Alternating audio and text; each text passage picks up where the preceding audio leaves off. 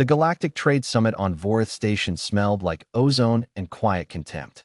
Joe stepped off the transport corridor and into the grand atrium of the station's diplomatic wing, her boots hitting the polished obsidian floor with a dull, confident thud.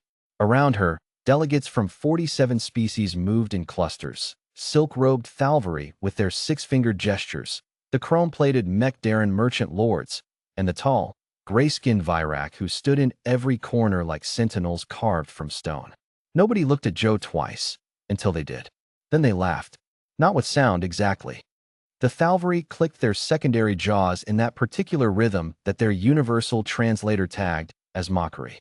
A pair of Mekdaran traders pointed at her chest with one of their articulated limbs and exchanged signals in their rapid electromagnetic dialect. Even the usually stone-faced Virak near the entry arch turned its elongated head and held her gaze a half-second too long, the alien equivalent of a sneer. Joe didn't flinch. She adjusted the collar of her jacket. Old Earth military surplus, faded olive-green canvas, the left sleeve patched twice over with mismatched thread, the right cuff frayed to a soft, worn edge. On the chest, barely readable now, were the stenciled letters, EDF, 3rd Expeditionary. Below that, a small embroidered patch. A wolf's head, howling at a crescent moon. Below the wolf, in letters smaller still, Day Company. She let them look. Me Nix, her assigned Virak diplomatic liaison, fell into step beside her, lowering his voice. Ambassador Day, I recommend changing your attire before the opening session. The Thalvari delegation has already filed a comment regarding the aesthetic inconsistency of your presence. Tell them I'll get right on that, Joe said, and kept walking. The opening session was held in a chamber that could have swallowed a city block. The ceiling was a live feed of the stars outside, real-time, unfiltered, the galaxy laid bare above the heads of the most powerful beings in known space. Delegates sat in tiered arcs facing the central podium.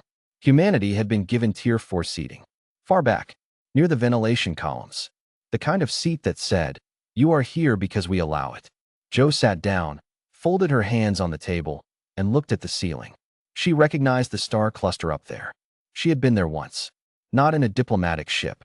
The Thalvari High Delegate, Sivitharan, opened the session with a declaration of galactic trade principles so long that 2 Mekdaran traders fell into low-power standby mode. When Sivitharan finally acknowledged the human delegation, it was with the kind of theatrical pause that meant the translator was being deliberately slowed. We welcome the humans. A pause. We note their rustic representation. Laughter. The chamber's acoustic array made it musical, alien, and cutting all at once. Joe smiled and said nothing. The confrontation happened at the midday recess, near the hydration alcoves on level 3. A Thalvari junior delegate, young, arrogant, silk robes practically glowing, stopped Joe in the corridor. He had 2 companions. They all did that jaw-clicking thing. Earth soldier, the Thalvari said, the translator's voice flat and precise. You wear your old wars like they are badges. Do you think rags impress us? Your species has been spacefaring for what? 112 of your years. We crossed the stars before your ancestors discovered fire. Joe looked at the jacket. Looked back at him. This jacket, she said, was at the Siege of Io. It was on the hull of the EDS Relentless during the Kepler breach. It was in the dirt at Callisto Base when we held that position for 11 days with no resupply and 4 working weapons between 16 people. She tilted her head. What's yours been through? The Thalvari clicked rapidly. Primitive sentiment. Ambassador Day. The voice came from behind her. Deep. Resonant. The kind of voice that had mass to it. Everyone in the corridor went still. Joe turned. General Voskareth of the Virak Imperial Forces stood in the corridor, alone, which meant he had dismissed his entire escort to walk here without announcement. He was enormous, 7 feet of gray-blue armored scales, a chest like a reinforced bulkhead, and eyes that were pure amber from edge to edge. He wore his rank insignia on a sash of black and gold, 12 commendations arranged in a column that meant something different and terrible in Virak military culture. He was staring at Joe's jacket, specifically at the patch, the wolf's head, the crescent moon, Day Company. The Thalvari delegate went very, very quiet. Voskareth stepped forward. He moved the way mountains moved, slowly, with complete authority. He stopped in front of Joe, towering over her by nearly 3 feet, and looked at the patch for a long moment. Then he lowered his head. Not a nod, not a gesture, a full, deliberate bow. The kind of bow that, in Virak culture, was reserved for the acknowledgement of warriors who had survived something that should have killed them. The corridor was silent enough that Joe could hear the ventilation hum. "Day Company," the general said. "3rd Expeditionary. Battle of the Reach." Joe met his amber eyes. "That's right. I was there," Voskareth said. "Not on your side. I was commanding the 9th Virak heavy response to what we believed was a human reconnaissance probe." He paused. "We sent 400 soldiers into that engagement." Joe waited. "Day Company had 17, he said. "You held the ridge for 9 days. Our commanders could not understand what was wrong with your people." He straightened, but kept his gaze fixed on her. "I had to explain to them that nothing was wrong with you. That this was simply what humans do." The Thalvari delegate had taken a step back. His companions had taken too. After the ceasefire, Voskareth continued, addressing the corridor now. Not just Joe, his voice carrying the weight of someone who intended to be heard and recorded. "I reviewed every piece of intelligence we had on human engagements. Do you know what I found?" He paused.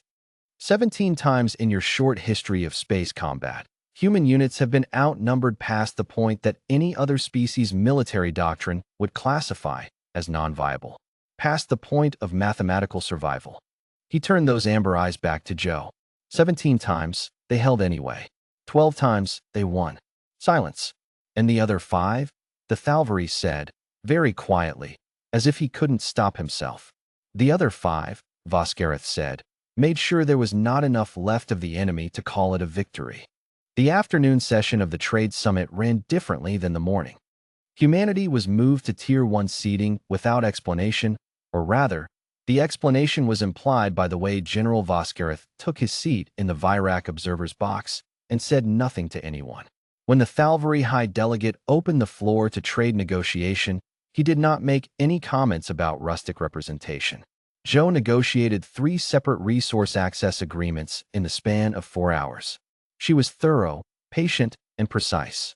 She had done harder things in worse conditions. At the end of the session, Nix fell into step beside her again. "That was," he said, choosing words with visible care, "a productive afternoon." "Most of them are," Joe said. "The general wishes to share a meal with you before the evening session. Virak tradition, it is extended only to those they consider." He paused. "The translation is imprecise. It is something between worthy adversary and someone I would want beside me in a dark place." Joe considered the ceiling, stars still scrolling overhead, slow and ancient. "Tell him yes," she said. She straightened her jacket, the old canvas, the frayed cuff, the patch with the wolf, and walked toward whatever came next, the way she always had.